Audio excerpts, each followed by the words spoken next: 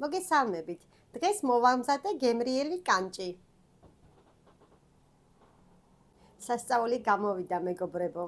ყორის კანჭი, გასუფთავებული, ჩავდოთ მუც სახარში. ხახვის ფოთლებს ჩაუფენ ძირზე.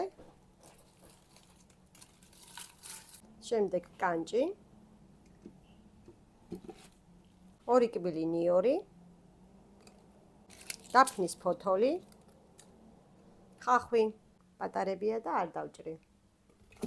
პილპილის მარცვლები. დავასხათ 9 ლიტრი ლუდი. დანარჩენი შევავსოთ წყლით, ისე რომ დაფაროს კანჭი.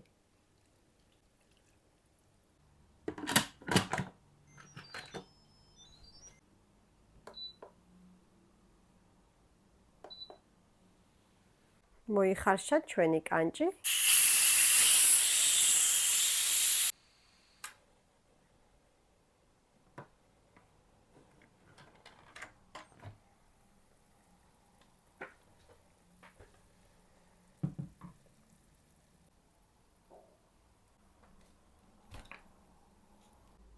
თაფლი, დიჟონის მდოგვი,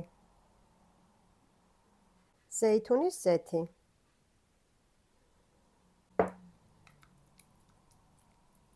მიღებული ნაზავი წაუსვათ კანჭს.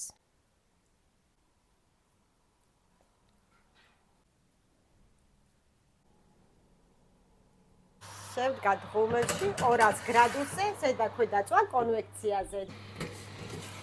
10 წუთში უკვე შეიბრაწყა და მზად არის.